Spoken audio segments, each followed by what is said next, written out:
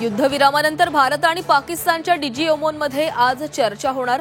बैठकीत केवळ दहशतवादाच्या मुद्द्यावर चर्चा, तर सिंधू जल करार आणि व्यापार स्थगितच राहणार।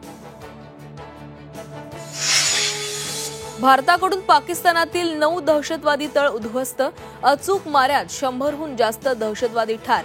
तिन्ही सशस्त्र दलांची पत्रकार परिषदेमध्ये माहिती। पाकिस्तानच्या हल्ल्यांना भारताकडून जोरदार प्रत्युत्तर, पाकिस्तानचे ड्रोन आणि क्षेपणास्त्र हवेतच नष्ट केले। भारतीय सैन्य दलाची माहिती, तर कुरापत केल्यास लक्षात राहील असा धडा शिकवण्याचाही इशारा।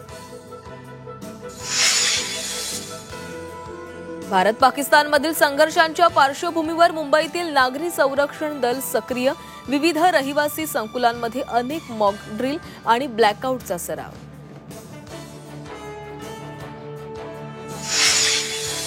लाडक्या बहिणींसाठी सरकारचं पुढचं पाऊल, योजनेच्या हमीवर कर्ज देण्याचा सरकारचा विचार, उपमुख्यमंत्री अजित पवारांची घोषणा।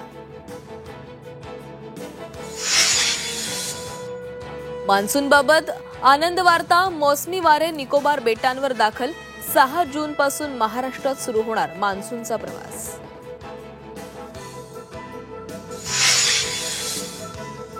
बीकेसीमध्ये कोट्यवधी रुपये खर्चून उभारण्यात आलेलं 9.90 किलोमीटर लांबीचं सायकल ट्रॅक काढून टाकणार। सायकल ट्रॅक काढण्यासाठी 25 कोटींचा खर्च।